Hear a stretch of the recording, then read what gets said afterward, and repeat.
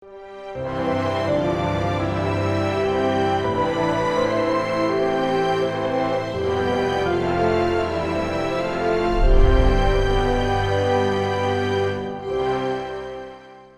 빚 져본 적 있다. 뭐 1,000원이든 10,000원이든 100,000원이든 100만원이든.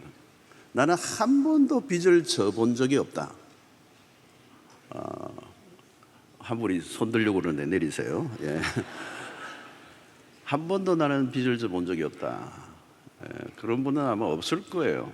그게 불가능합니다. 빚을 안 지고 사는 게 불가능합니다. 오늘 이 13절에 보면 바울이 이런 얘기합니다. 헬라인이나 야만인이나 지혜 있는 자나 어리석은 자에게 다 내가 빚진 자다. 빚진 자다.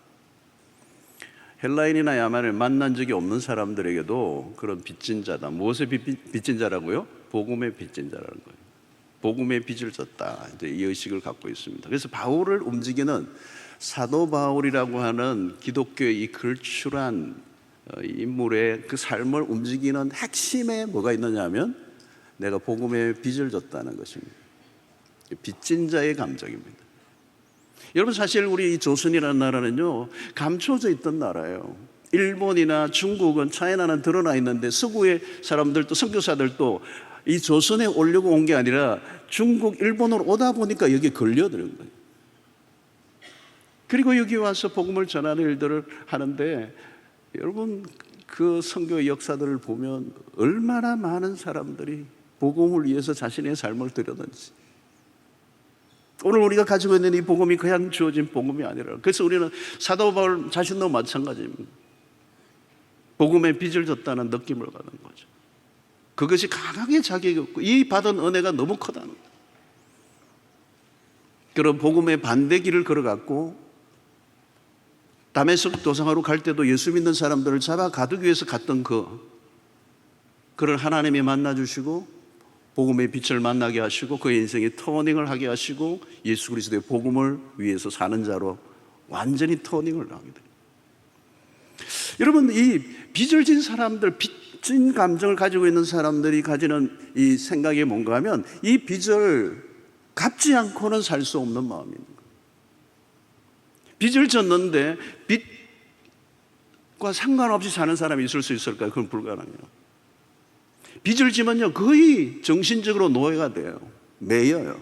자유롭지 않아요. 억눌림이 있어요. 빚은 갚아야 돼요. 이 바울 심정에는 그게 있는 거예요. 빚을 갚아야 된다. 이 엄청난 빚을 내가 지고 있는데 이 빚을 내가 갚아야 된다. 이 은혜의 빚을, 이 사랑의 빚을, 이 복음의 이 빚을 갚아야 된다. 여러분, 이 복음을 받은 사람들에게 일어나는 특징 중에 하나가 뭐냐면 이 복음을 사유할 수 없다는 것입니다. 복음을 받은 사람의 특징 중에 하나는 이 바울처럼 채무의식이 생기는 거예요. 이거는 나 혼자 가지고 있으면 안 되는 거구나. 그러니까 복음의 가치를 깨닫게 되면 이 복음이 주는 이 빚진 감정이 굉장히 강력해지는 거예요. 이것이 이 복음에 대한 가치를 깨닫는 사람은 가만히 있을 수가 없는 거예요. 이 복음의 빚을 짓다는 것은 엄청난 거예요. 엄청난 거예요. 작은 게 아니라는 거예요. 왜 여러분, 복음의 가치를 깨닫는 사람일수록 그 채무의식은 더 커져가는 거예요. 이게 뭐 100만 불, 뭐 200만 불 이런 정도가 아니라 우리의 생명 존재 자체를 완전히 바꾸어 놓은 게 복음이기 때문에. 여러분, 오늘 바울 사도는 1장 16절에서 말하는 복음은 하나님의 능력이라 그래요. 그 능력은 무엇입니까? 구원을 이루는 능력일 뿐만 아니라 우리의 삶의 전체를 바꾸어 놓는 능력이에요. 복음이 들어가면 여러분 그 삶이 바뀌는 것이죠. 달라지는 것이죠. 전혀 다른 인생을 살게 되는 것입니다. 정말 복음과 정면으로 부딪혔는데 아무 일도 일어나지 않는다. 아직 복음을 경험하지 않은 사람이에요. 복음을 경험했다면 그 복음은 우리의 인생을 완전히 뒤집어 놓습니다. 그리고 그 복음을 경험한 사람은 이 복음에 대한 채무의식이 생기는 거예요. 이 복음은 나 혼자만 가지고 있을 수 없다라고 하는, 잠잠할 수 없는, 입을 다물고 있을 수가 없는. 그러니까 누가 복음을 전하는가 하면 복음을 뭐 전하라 해가지고 전하는 게 아니고 복음의 능력을 경험한 사람은 전할 수밖에 없는 거예요. 복음을 전하니까 그 복음이 한 사람의 인생, 완전히 망가진 인생도 새롭게 바꾸어 놓는 것을 눈으로 목격하니까. 여러분, 복음은 능력이 있습니다. 상상할 수 없는 일이 일어납니다. 복음은 모든 우리의 인생의 답입니다. 복음은, 여러분, 복음 외에는 하나님과 우리의 관계를 해결할 수 있는 길이 없습니다. 그런데 그 복음이 하나님과 우리의 관계를 해결할 뿐만 아니라 우리의 삶의 모든 하나님과의 관계로 인하여 꼬였던 것들이 풀려질 때 우리의 삶이 어떻게 변화되는가를 경험하게 되는 게 복음이란 말이에요. 이 바울은 지금 이 복음을 경험하고 나니까 이게 가만히 있을 수 없는 거죠. 복음의 가치를 아니까. 사랑하는 성도 여러분, 청자 여러분, 오늘 이 복음의 위력을 여러분들이 다 경험할 수 있게 되기를 축원합니다. 복음의 위력을 경험하는 거예요. 여러분, 복음이 없었다면 상상할 수가 없어요. 복음이 없다면 내가 구원을 얻을 뿐만 아니라 복음이 없었다면 교회가 가능합니까? 복음이 없었다면 오늘 우리의 존재 자체가 가능합니까? 복음이 없다면 이 인류는 소망이 하나도 없습니다.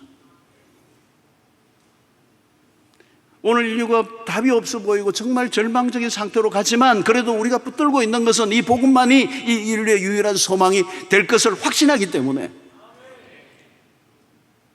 이 복음을 우리가 외치는 거예요. 복음은 삶을 바꿉니다. 복음에는 답이 없어요. 복음을 통하여 우리는 새로운 생명을 얻었고 이 복음의 능력은 우리가 상상하는 것보다 훨씬 더 초월하는 역사가 일어나고 세상의 모든 문제를 푸는 길은 복음밖에 없는 줄로 믿습니다. 이 복음이 뭘까요, 여러분? 이 복음은 예수 그리스도입니다. 예수 그리스도가 복음이세요. 그래서 바울은 복음에 빚졌다라고 하는 표현이면 사실은 그리스도에게 빚을 졌다. 그리스도에게 빚을 졌다. 그 빚진 감정이 결국 뭐예요? 내가 그리스도의 종된 나 바울이다. 나는 그리스도의 종이다. 그리스도께 매임받은 자다. 그렇게 표현하는 거예요. 그러니까 그 삶의 전체가 그리스도를 증거하기 위해 존재하고 있다는 걸 말하고 있는 것입니다. 그리스도가 우리를 위해 스스로 종이 되어 주셨던 것처럼 우리도 기꺼이 그리스도를 위해 종이 된 삶을 살아야 한다는 것을 바울이 깨닫고 내가 빚진 자로다 라는 표현을 쓴 것이죠. 여러분, 바울은 그 복음의 빛을 발견하자 도무지 혼자 그 복음을 알고 혼자 붙들고만 있을 수는 없었던 거죠. 그래서 많이 전하고 싶었던 것입니다. 그래서 오늘 또 이 복음 로마서를 기록하면서 로마에 이미 복음이 들어가고 예수를 믿는 사람들이지만 바울은 이 로마에 다시 복음을 전하고 싶은 거죠. 그리고 너희 보기를 원한다라는 얘기는 자신이 가지고 있는 이 복음을 빨리 로마에 가서 로마의 그 성도들과 함께 나누며 이 복음의 이 광의로움을, 위대함을 함께 나누고 싶다라고 하는 마음이 간절해서 지금 이 로마서를 쓰고 있는 거예요. 복음의 현장에 여러분 가면 기쁨이 있습니다. 신앙생활 하다 보면요, 한 10년쯤 이렇게 하다 보면요, 루틴이 오고 뭔가 매너리즘에 빠지고 별로 즐거운 거 나는 게 없고요, 초신자 때는 그런 게 있는데 좀 지나면요 밋밋해져요. 왜 그런지 아세요, 여러분? 교회 안에 갇혀 있어서 그래요. 교회 안에만 갇혀 있어서 그래요. 복음의 현장으로 가야 돼요. 복음의 현장에 가서 복음을 전하다가 핍박을 받기도 하고 또 전하다가 그 복음에 반응하는 사람을 보기도 하고, 복음의 현장에 가면 그 복음에 반응하는 사람들을 만나면 그 기쁨이 말로도 할 수가 없어요. 한 영혼이 주께로 돌아오는 것을 보는 것보다 더 감격적인 순간이 없습니다. 그것보다 더 큰 기쁨을 맡기게 할 수 있는 게 이 세상에 존재하지 않아요, 여러분. 우리 이 복음을 전하는 것을 기꺼이 담대하게. 그래서 오늘 16절에서 바울은 뭐냐, 내가 복음을 부끄러워하지 아니하노니 이 복음은 모든 믿는 자에게 구원을 주시는 하나님의 능력이 됨이라. 내가 복음을 부끄러워하지 않는다. 바울은 여러분 로마의 거대한 로마 제국을 향하여서 이 복음을 그 당시에 기독교가 마이너리티로 소수의 사람에도 불구하고 여러분 사도행전 마지막 거침없이 담대하게 전하고 이 복음을 부끄러워하지 않는다라고 얘기했던 것은 이 복음의 우수성, 우월성, 탁월성, 완전성 확신하고 있었던 거예요. 이 복음에는 답이 없다는 걸 믿었기 때문에. 그래서 복음을 부끄러워하지 않는다는 거예요. 이 복음을 담대하게 기꺼이 누구 앞에서도 거리끼지 않고 황제 앞에서도 여러분 복음을 경험하면요 복음을 전하고 싶어서 미쳐요. 누가 안 알아줄까 봐 그냥 내 예수 믿는 걸 막 정체를 드러내고 어디 가든지 막 정체를 드러내고 어떤 데는 뭐 좀 유치한데 막 가방에도 그냥 십자가 딱 붙이고 다니고 막 목걸이도 큰 거 하나 달고 말 나무 목걸이 하나 달고 요즘은 좀 그렇게 해야 돼요, 여러분. 우리가 예수님을 부끄러워한다니 그건 말이 안 되는 거잖아요. 복음을 부끄러워한다는 게 말이 안 되는 거, 말이 안 되는 거잖아요. 그럼 복음을 모르기 때문에 그죠. 잠잠히 있을 수가 없다. 잠잠히 있을 수 없다. 어디를 가나 누구를 만나든지 어떤 곳에서도 내가 존재하는 이유, 그 복음을 부끄러워하지 않고 자랑하는 거예요. 전하는 거예요. 그게 빚진 자의 감정.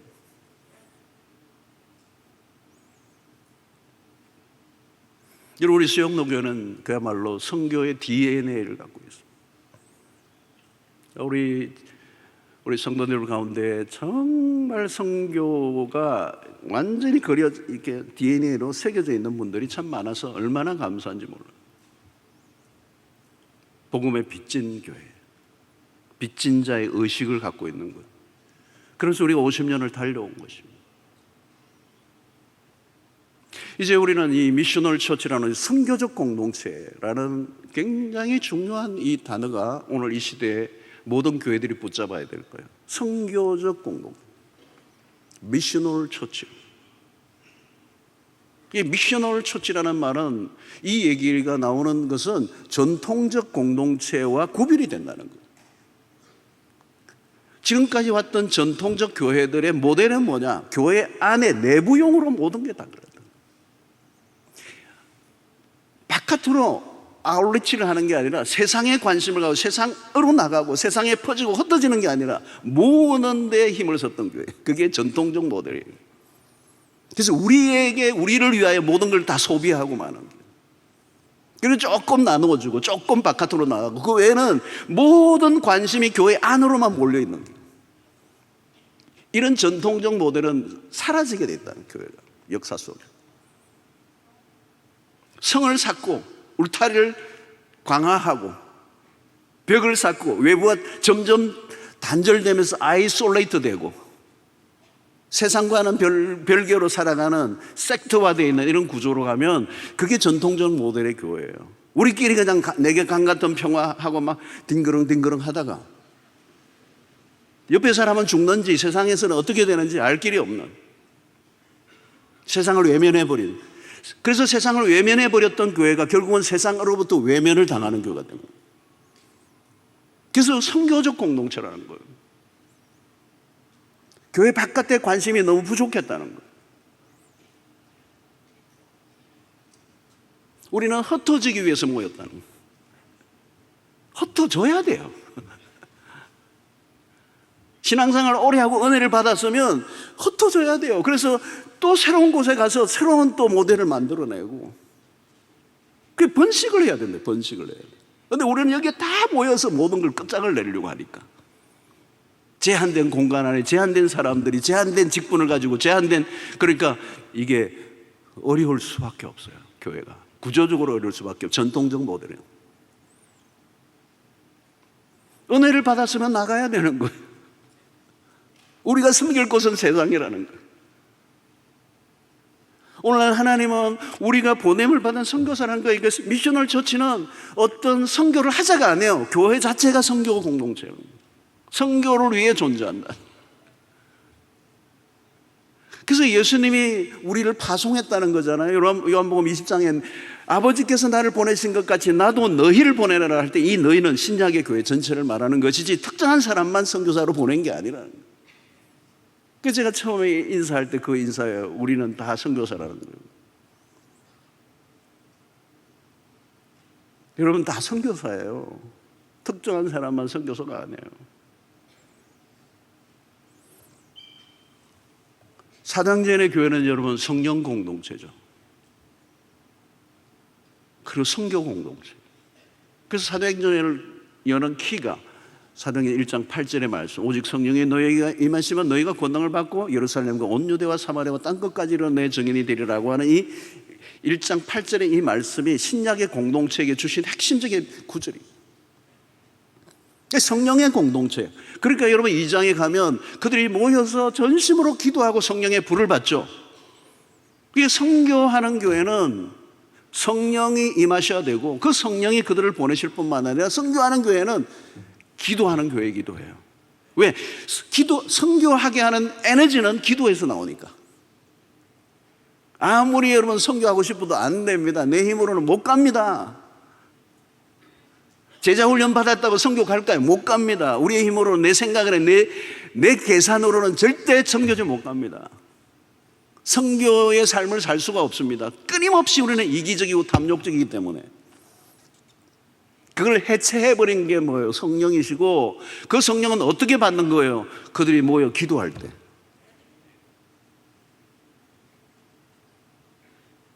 기도하는 교회가 선교를 감당할 수 있습니다. 기도 안 하는데 선교를 할 수 있을까요? 불가능해요. 선교 현장은 우리가 복음을 전하는 현장으로 하면요 전쟁터입니다. 그냥 화약고입니다, 여러분. 지금이라도 여러분 이 해운대 구남로 가서 전도지 딱 뿌려서 그냥 전도지 나눠주면 그걸로 끝나버리면 간단하지만 한 사람에게 집요하게 다가가서 그의 삶에 다가가서 그에게 집중적으로 복음을 전하려고 하면 전쟁이 벌어집니다. 선교는 하나님의 일입니다. 우리의 일이 아니에요. 하나님이 하실 일을 우리에게 맡기신 거거든요. 그러면 우리가 그 일을 감당할 때 하나님이 되게 하시는 거예요. 그러니까 여러분 이것은 궁극적으로 선교는 하나님의 일이고 선교는 하나님의 의지요 하나님의 열심입니다. 왜? 온 잃어버린 인류가 하나님께로 돌아와야 될 백성들을 돌이키게 하고 마지막 날에 역사를 클로징할 그날까지 하나님의 나라가 지금도 계속 확장되고 있고 한쪽은 거절하지만 한쪽은 복음을 받아들이는 역사들이 일어나면서 끊임없이 지금은 복음의 역사, 이번에 로잔대를 하는데요 온 세계의 복음의 역사들에 대한 다양한 현장들의 얘기를 들으면서 지금도 여전히 하나님은 일하고 계시고 구원의 역사를 이루어가고 계세요.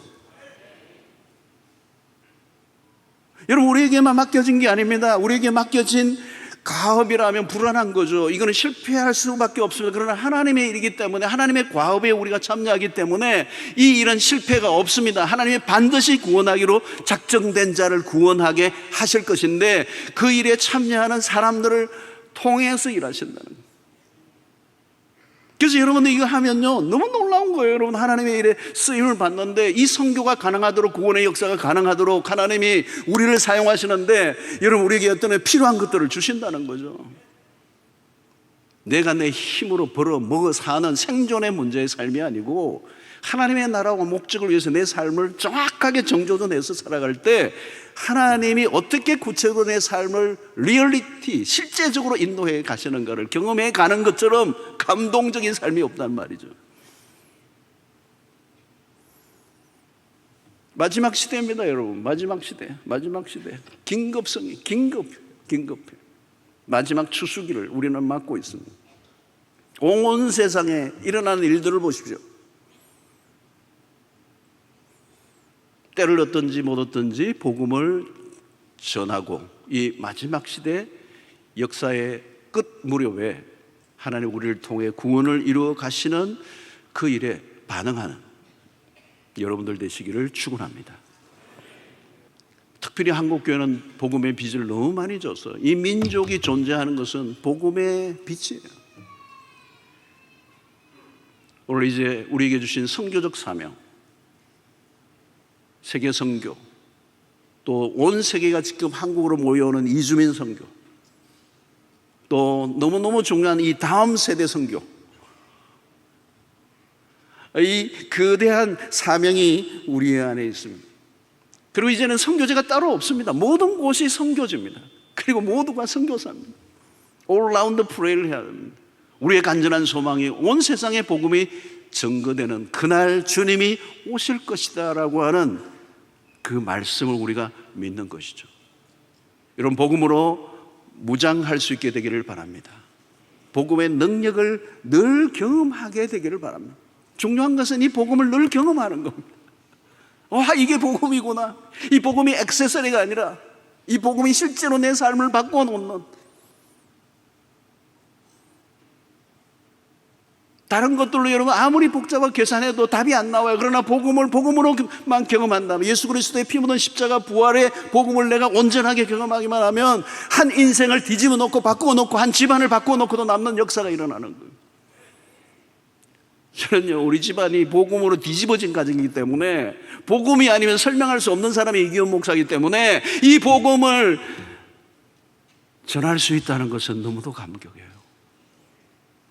그래서 저는 날마다 행복한 이유가 이 복음을 내가 깨닫다니, 아니면 저 벽내골 구석에서 불교 우상 숭배를 했던 그 집안, 완전히 망해버린 그 집안 안에서 제 인생을 어떻게 갈지 알 수 없는 그 나를, 우리 집안에 복음이 들어와서 인생을 완전히, 우리 가정을, 가문을 다 바꾸어 넣어버리고, 저는 언제나 그래요. 이 복음을 가지고 있다는 게 너무 황홀한 것이고, 이 복음을 전할 수 있다는 게 얼마나 황홀한 것이고, 이 복음을 듣는 사람이 한 사람만 있어도 대단한 일이고, 이 복음을 듣는 사람이 많이 그냥 청중들이 있는 걸 보면요, 그냥 희열이 넘쳐요. 이러다가 난 지금 1시간도 더 할 수 있어요. 미치게 하는 거예요. 복음은 미치게 하는 거예요. 진짜 골통, 아무 소망이 없는 친구에게도 복음이 들어가니까 달라지더라고. 무슨 상담하고 아무리 심리학적 치료 안 되더라고요. 복음이 정확하게 그를 관통하니까, 심장을 때리니까 뒤집어져요. 여러분, 복음 외에는 답이 없다는 이 말이 실감이 나야 돼. 복음을 복음으로만 경험하면, 여러분, 바울 사도를 완전히 뒤집어 놓은 것처럼, 업사이드 다운 한 것처럼 우리 인생이 그런, 그 경험이 한번 있어줘야 되는 거예요. 그리고 그 복음을 경험하면 복음의 빚진 감정이 생길 수밖에 없고, 그 빚진 감정을 살면 그의 삶을 움직이는 원동력이 되고, 그렇게 달려가면 하나님께서 그의 인생 가운데 그 빚진 감정을 가지고 살아가는 그에게 하나님이 그 복음을 위하여 살아갈 수 있는 모든 것을 공급하시고 간섭하시고 역사하시고, 때로는 기적이 필요하면 기적이 일어나고, 능력이 나타나고, 어떤 데는 감당할 수 없는 돈이 밀려오고, 어떤 데는 그냥 상상할 수 없는 자리로 올려놓으시고. 왜? 복음을 증거하기 위해서라면, 그 목적과 방향이 분명하다면 하나님이 그렇게 하실 거라는 거예요. 왜? 역사는 그렇게 가니까. 모든 시간표는 그쪽으로 가고 있으니까. 종말에 이 구원이 완성되는 그날을 위해서 모든 역사는 가고 있으니까, 그 방향을 향하여 가고 있는 사람은, 그들의 인생은 여러분 하나님의 레일 위에 올라가 있는 거예요. 여러분, 피니시 웰, 멋진 피날레를 맞을 수 있어요. 그러나 이 세상을 쫓고 이 세상에 자신의 인간의 야망을 위해 쫓으면 그 인생의 길은 답이 없어요. 복음에 벗어나면 답이 없어요. 바울의 이 복음을 위해 살아가고, 복음의 빚진 자로 살아가고, 우리 공동체가 선교적 공동체로, 선교적 공동체, 전통적 모델이 되면 안 돼. 오늘 한국교회가 무너지는 전통적 모델을 쫓아서 선교적 모델 하나요, 흩어지는 거예요. 어떤 사람도 기득권을 갖고 있지 않아요. Right now, 주님이 제로 포인트로 하면 그렇게 할 용기를 가지고 주님 앞에 온전히 우리의 복음을 위해서 우리의 자신을 드리고자 할 때, 나도 살고 교회도 살고 민족도 살고 온 세상을 바꾸는 역사가 일어나게 될 줄로 믿습니다.